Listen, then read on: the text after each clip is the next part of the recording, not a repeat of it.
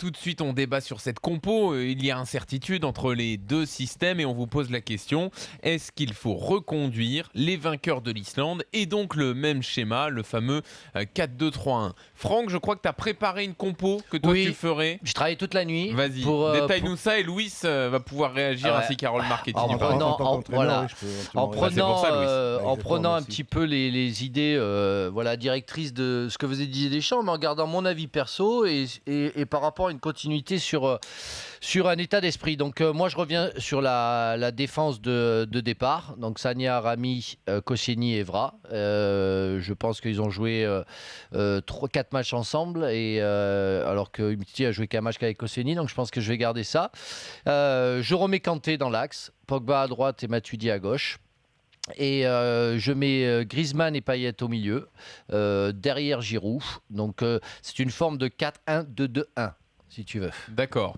Et tu mets Griezmann, Payet derrière Giroud, mais sans en fixer un sur un côté. Ouais, parce qu'à un moment donné, il va falloir qu'ils glissent tous les deux pour aller bloquer les côtés. Donc je préfère, plutôt que de mettre Payet à gauche et Griezmann juste derrière, je pense aussi défensivement où ils peuvent glisser tous les deux d'un côté à gauche ou à droite pour pouvoir couvrir. Et toi, à la question, faut-il reconduire les vainqueurs de l'Islande ? Tu réponds non. Avec cette compo. Voilà. Louis, qu'est-ce que t'en penses de la compo de Franck ? On bat l'Allemagne avec ça ?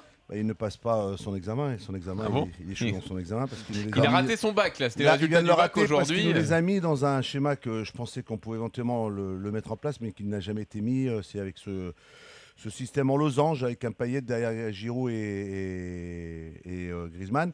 Maintenant, c'est l'animation. Alors, pour Franck, c'est pas exactement ça. Non, j'ai pas mis Payet. J'ai mis Griezmann et Payet derrière Giroud. J'ai pas mis Payet en losange à la pointe du losange. C'est une nouvelle animation que tu nous inventes. Mais bon, après.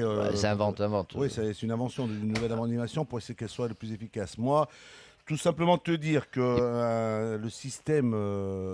L'animation, alors tu me mets Kanté, oui, on l'aime Kanté, mais je crois qu'il faut tenir compte d'une lecture d'un adversaire, de ses forces et un peu d'essayer de pouvoir les jouer, de pouvoir bien défendre sur leur force et d'essayer de les contrer. Moi, je pense que tout simplement, c'est de remettre avec un milieu avec Matuidi et Pogba. Et je pense que Sissoko, parce qu'ils ont deux latéraux qui montent beaucoup, Kimmich et Hector, je ne vois pas Pogba et Griezmann les voir sur un côté droit dans un 4-3-3. Ça, c'est l'endroit où je ne voudrais plus les revoir. Je veux tout simplement revoir Matuidi, Pogba et Sissoko peut venir aussi dans un 4-3-3 qu'on peut modifier en cours de match en commençant avec Giroud, Griezmann et Payet. Et tu mets ton Pogba juste devant la défense avec un Matuidi et Sissoko parce que le Sissoko a les jambes, a la capacité, a le volume pour défendre sur le côté droit et d'attaquer sur le côté droit et de défendre derrière Griezmann. Mais moi, je préfère mieux voir le 4-2-3-1 qu'on a vu dernièrement parce que celui-là, il est efficace. Celui-là, il te permet de défendre bas.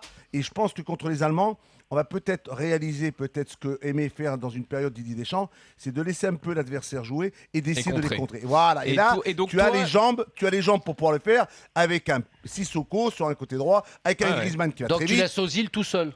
Non, mais t'occupes pas d'Ozil, garçon. Ah bon, non, mais si t'empêches les relations, l'Ozil ne touche pas le ballon. Voilà. Si tu empêches Kroos, parce que ça, tu peux monter vite sur lui.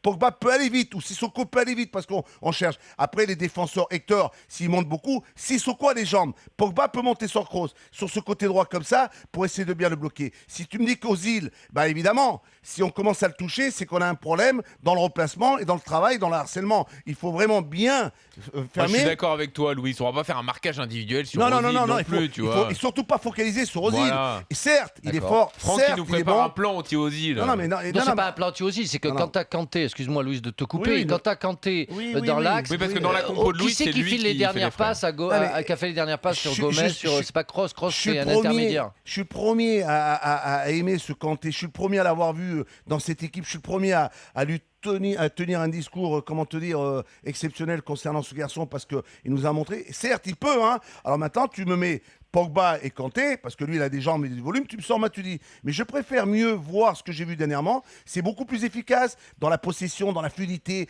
dans les enchaînements, parce que là, on trouve qu'on peut se replacer bien avec Sissoko. Moussa, il peut faire ce travail sur le côté droit, il peut aller vite vers l'avant. On peut vite contrer Riyad contre la Suisse quand il déboule sur ce côté droit. Non, là, dernièrement, là-haut. Oui, le 0-0. Ah oui, le centre sur Payet, notamment. Et son dernier match, on va pas le condamner. Il fait 2 super bons matchs. Bien sûr, il Louis. faut en profiter. Alors...